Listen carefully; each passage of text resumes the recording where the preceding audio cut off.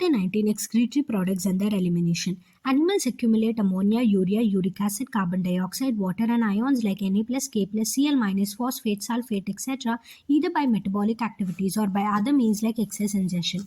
These substances have to be removed totally or partially. In this chapter, you will learn the mechanisms of elimination of these substances with special emphasis on common nitrogenous waste. Ammonia, urea, and uric acid are the major forms of nitrogenous waste excreted by the animals. Ammonia is the most toxic form and requires large amount of water for its elimination, whereas uric acid, being the least toxic, can be removed with a minimum loss of water. The process of excreting ammonia is ammonotelism. Many bony fishes, aquatic amphibians, and the aquatic insects are ammonotelic in nature. Ammonia, as it is readily soluble, is generally excreted by diffusion across the body surface or through gill surfaces in fish as ammonium ions. Kidney do not play any significant role in its removal. Terrestrial adaptation necessitated the production of lesser toxic nitrogenous waste like urea and uric acid for the conservation of water. Mammals, many terrestrial amphibians, and marine fishes mainly excrete urea and are called ureotelic animals. Ammonia produced by metabolism is converted into urea in the liver of these animals and released into the blood, which is filtered and excreted out by the kidneys. Some amount of urea may be retained in the kidney matrix of some of these animals to maintain a desired osmolarity. Reptiles, birds, land snails, and insects excrete nitrogenous waste as uric acid in the form of pellet or paste with a minimum loss of water and are called uricotelic animals. A survey of the animal kingdom represents a variety of excretory structures.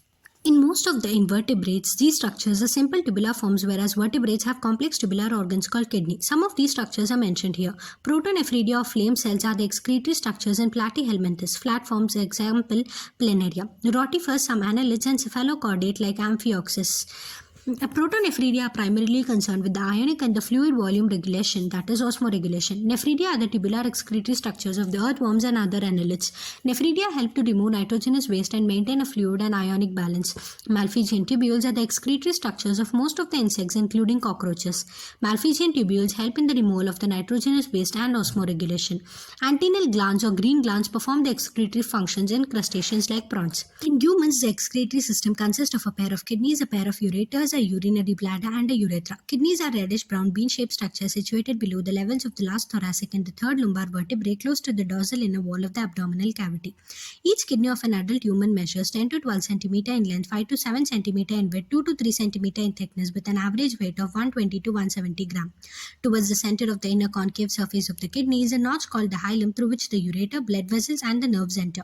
Inner to the hilum is a broad funnel-shaped space called the renal pelvis with projections called calyces. The outer layer of the kidney is a tough capsule. Inside the kidney, there are two zones, an outer cortex and an inner medulla. The medulla is divided into few conical masses, medullary pyramids projected into the calyces called singularis calyx. The cortex extends between the medullary pyramids as the renal columns called columns of Bertini. Each kidney has nearly 1 million complex tubular structures called nephrons, which are the functional units. Each nephron has two parts, the glomerulus and the renal tubule. Glomerulus is a tuft of capillaries formed by the afferent arteriole, a fine branch of renal artery. Blood from the glomerulus is carried away by the efferent arteriole. The renal tubule begins with the double-walled cup-like structure called the Bowman's capsule, which encloses the glomerulus. Glomerulus, along with the Bowman's capsule, is called the Malpighian body or the renal corpuscle. The tubule continues further to form a highly coiled network. The proximal convoluted tubule, PCT, a hairpin-shaped Henle's loop, is the next part of the tubule, which has a descending and an ascending limb. The ascending limb continues as another highly coiled tubular region called the distal convoluted tubule, DCT. The DCT of many nephrons open into a straight tube called the collecting duct, many of which converge and open into the renal pelvis through the medullary pyramids in the calyces. The Malpighian corpuscle, PCT, and DCT of the nephron are situated in the cortical region of the kidney, whereas the loop of Henle dips into the medulla. In majority of the nephrons, the loop of Henle is too short and extends only very little into the medulla. Such nephrons are called cortical nephrons. In some of the nephrons, the loop of Henle is very long and runs deep into the medulla. These nephrons are called the juxtamedullary nephrons. The efferent arteriole emerging from the glomerulus forms a fine capillary network around the renal tubule called the peritubular capillaries. A minute vessel of this network runs parallel to the Henle's loop, forming a U-shaped vasa recta. The vasa recta is absent or highly reduced in cortical nephrons. Urine formation. Urine formation involves three main processes, namely glomerular filtration, reabsorption, and secretion. This takes place in different parts of the nephron. The first step in urine formation is the filtration of the blood, which is carried out by the glomerulus and is called the glomerular filtration. On an average, 1100 to 1200 ml of the blood is filtered by the kidneys per minute, which constitute roughly one-fifth of the blood pumped out by each ventricle of the heart in a minute. The glomerular capillary blood pressure causes filtration of the blood through three layers, that is the endothelium of the glomerular blood vessels, the epithelium of the Bowman's capsule, and the basement membrane between these two layers. The epithelial cells of the Bowman's capsule, called the podocytes, are arranged in an intricate manner so as to leave some minute spaces called filtration slits or split pores. The blood is filtered so finely through these membranes that almost all the constituents of the plasma except the proteins pass on to the lumen of the Bowman's capsule. Therefore, it is considered as a process of ultrafiltration. The amount of the filtrate formed by the kidneys per minute is called the glomerular filtration rate, GFR. GFR in a healthy individual is approximately 125 ml per minute, that is 180 liters per day. The kidneys have built-in mechanism for the regulation of the glomerular filtration rate. One such efficient mechanism is carried out by the juxtaglomerular apparatus, JGA. JGA is a special sensitive region formed by the cellular modifications in the distal convoluted tubule and deferent arteriole at the location of their contact. A fall in the glomerular filtration rate can activate the JG cells to release renin, which can stimulate the glomerular blood flow and thereby the glomerular filtration rate back to normal. A comparison of the volume of the filtrate formed per day, 180 liters per day, with that of the urine released, 1.5 liters, suggests that nearly 99% of the filtrate has to be reabsorbed by the renal tubules. This process is called reabsorption. The tubular epithelial cells in different segments of the nephron perform this either by active or passive mechanisms. For example, substances like glucose, amino acids, Na+, etc. in the filtrate are reabsorbed actively, whereas the nitrogenous waste are absorbed by passive transport. Reabsorption of the water also occurs passively by the initial segments of the nephron. During urine formation, the tubular cells secrete substances like H+, K+, and ammonia into the filtrate. Tubular secretion is also an important step in urine formation as it helps in the maintenance of the ionic and the acid-base balance of the body fluids. Functions of the tubules. Proximal convoluted tubule (PCT) is lined by the simple cuboidal brush border epithelium, which increases the surface area for reabsorption. Nearly all the essential nutrients and 70 to 80% of the electrolytes and waters are reabsorbed by this segment. PCT also helps to maintain the pH and ionic balance of the body fluids by selective secretion of the hydrogen ions, ammonia and potassium ions into the filtrate and by the absorption of HCO3- from it. Henle's loop. Reabsorption is minimum in its ascending limb. However, this region plays a significant role in the maintenance of high osmolarity of the medullary interstitial fluid. The descending limb of the loop of Henle is permeable to water but almost impermeable to electrolytes. This concentrates the filtrate as it moves down. The ascending limb is impermeable to water but allows transport of the electrolytes actively or passively. Therefore, as the concentrated filtrate passes upward, it gets diluted due to the passage of the electrolytes to the medullary fluid.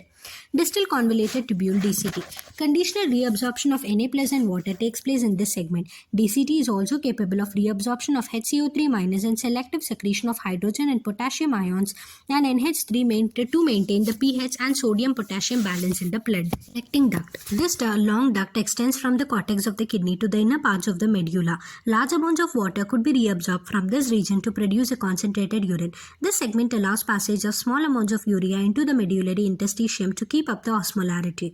It also plays a role in the maintenance of the pH and the ionic balance of the blood by the selective secretion of H+ and K+ ions. Mechanism of concentration of the filtrate. Mammals have the ability to produce a concentrated urine.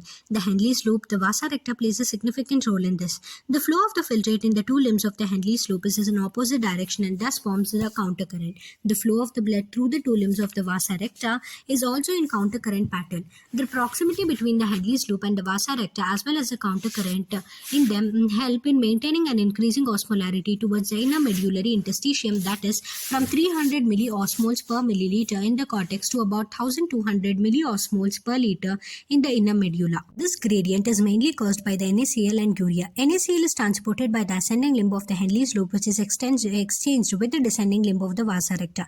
NaCl is returned to the interstitium by the ascending portion of the vasa recta. Similarly, small amounts of urea enter the thin segment of the ascending limb of Henle's loop, which is transported back to the interstitium by the collecting tubule. The above described transport of the substances facilitated by the special arrangement of the Henle's loop and the vasa recta is called the countercurrent mechanism. This mechanism helps to maintain a concentration gradient in the medullary interstitium. Presence of such interstitial gradient helps in the easy passage of the water from the collecting tubule, thereby concentrating the filtrate urine. Human kidneys can produce urine nearly 4 times concentrated than the initial filtrate formed. Regulation of kidney function. The functioning of the kidneys is efficiently monitored and regulated by the hormonal feedback and mechanisms involving the hypothalamus, JGA, and to a certain extent the heart. Osmoreceptors in the body are activated by changes in the blood volume, body fluid volume, and ionic concentration. An excessive loss of the fluid from the body can activate these receptors, which stimulate the hypothalamus to release the antidiuretic hormone ADH or vasopressin from the neurohypophysis. ADH facilitates water reabsorption from the latter parts of the tubule, thereby preventing diuresis. An increase in the body fluid volume can switch off the osmoreceptors and suppress the ADH release to complete the feedback. ADH can also affect the kidney function by its constrictory effects on the blood vessels. This causes an increase in the blood pressure. An increase in the blood pressure can increase the glomerular blood flow and thereby the glomerular filtration rate.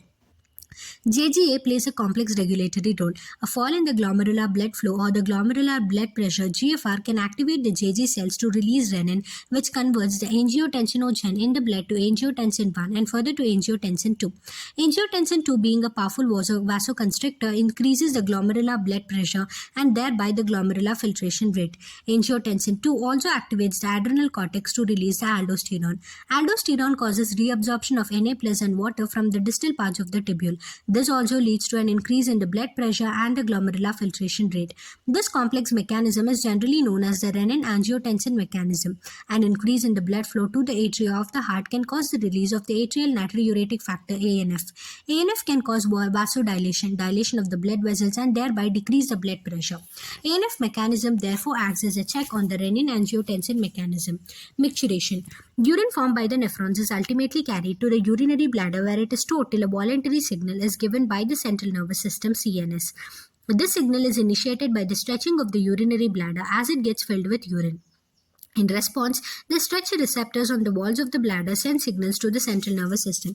The central nervous system passes on motor messages to initiate the contraction of the smooth muscles of the bladder and simultaneous relaxation of the urethral sphincter, causing the release of the urine. The process of release of urine is called micturition, and the neural mechanism causing it is called the micturition reflex. An adult human excretes on an average 1 to 1.5 liters of urine per day. The urine formed is a light yellow-colored watery fluid which is slightly acidic pH 6 and has a characteristic odor, and an average 25 to 30 gram of urea is excreted out per day. Various conditions can affect the characterizations of urine. Analysis of the urine helps in clinical diagnosis of many metabolic disorders as well as malfunctioning of the kidney. For example, presence of the glucose, glycosuria, and ketone bodies, ketonuria, in urine are indicative of diabetes mellitus. Role of other organs in excretion. Other than the kidneys, lungs, liver, and skin also help in the elimination of the excretory waste. Our lungs remove large amounts of carbon dioxide, approximately 200 milliliters per minute, and also significant quantities of water every day. Liver, the largest gland in our body, secretes bile-containing substances like bilirubin, biliverdin, cholesterol, graded steroid hormones, vitamins, and drugs. Most of these substances ultimately pass out along with the digestive waste. The sweat and the sebaceous glands in the skin can eliminate certain substances through their secretions. Sweat produced by the sweat glands is a watery fluid containing NaCl, small amounts of urea, lactic acid, etc.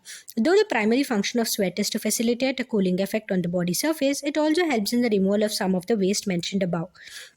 Sebaceous gland eliminates certain substances like sterols, hydrocarbons, and waxes through the sebum. This secretion provides a protective oil covering for the skin. Do you know that small amounts of nitrogenous waste could be eliminated through the saliva too?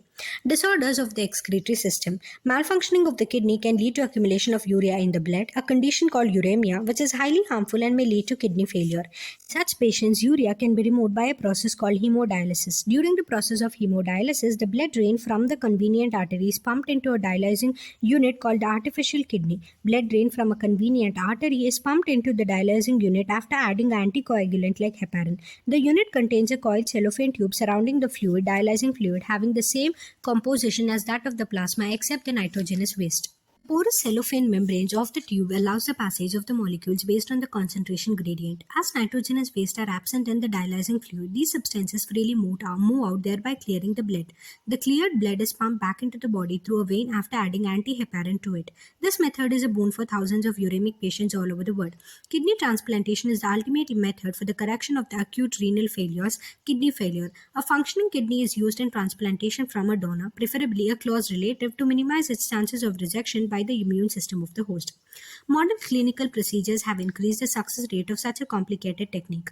Renal calculi, stones or insoluble masses of the crystallized salts, oxalates, etc., form within the kidney. Glomerulonephritis, inflammation of the glomeruli of kidney. Summary. Many nitrogen containing substances like ions, carbon dioxide, water, etc., that accumulate in the body have to be eliminated. Nature of the nitrogenous waste formed and their excretion vary among animals, mainly depending on the habitat, availability of the water. Ammonia, urea, and uric acid are the major nitrogenous waste excreted. Protonephridia, nephridia, and Malpighian tubules, green glands, and kidneys are the common excretory organs in animals. They do not eliminate nitrogenous waste but also help in the maintenance of the ionic and acid-base balance of the body fluids. In humans, the excretory system consists of one pair of kidneys, a pair of ureters, a urinary bladder, and a urethra. Each kidney has over a million tubular structures called nephrons. Nephron is the fundamental unit of kidney and has two portions, glomerulus and the renal tubule. Glomerulus is a tuft of capillaries formed from the afferent arterioles, fine branch of the renal artery. The renal tubule starts with the double-walled Bowman's capsule and is further differentiated into a proximal convoluted tubule, PCT, Henle's loop, Henle, and a distal convoluted tubule, DCT. The DCTs of many nephrons join to a common collecting duct, many of which ultimately opens into the renal pelvis through the medullary pyramids. The Bowman's capsule encloses the glomerulus to form Malpighian or renal corpuscle. Urine formation involves three main processes, that is filtration, reabsorption, and secretion. Filtration is a non-selective process performed by the glomerulus using the glomerular capillary blood pressure. About 200 ml of blood is filtrated by the glomerulus per minute to form 125 ml of filtrate in the Bowman's capsule per minute, GFR. JGA, a specialized portion of the nephrons, plays a significant role in the regulation of the glomerular filtration rate. Nearly 99% of the reabsorption of the filtrates takes place through the different parts of the nephrons. PCT is the major site of the reabsorption and selective secretion. Henle's loop primary helps to maintain osmolar gradient at 300 milliosmol per liter to 1200 milliosmoles per liter within the kidney interstitium. DCT and the collecting duct allow extensive reabsorption of the water and certain electrolytes which help in osmoregulation. H+, K+, and NH3 could be secreted into the filtrate by the tubules to maintain the ionic balance and the pH of the body fluids. A countercurrent mechanism operates between the two limbs of the loop of the Henle and those of the vasa recta, capillary parallel to the Henle's loop. The filtrate gets concentrated as it moves down the descending limb but is diluted by the ascending limb. Electrolytes and urea are retained in the interstitium by this arrangement. DCT and the collecting duct concentrate the filtrate about 4 times, that is from 300 milliosmoles per liter to 1200 milliosmoles per liter, an excellent mechanism of conservation of water. Urine is stored in the urinary bladder till a voluntary signal from the central nervous system carries out its release through the urethra, that is micturition. Skin, lungs, and liver also assist in excretion. Thank you.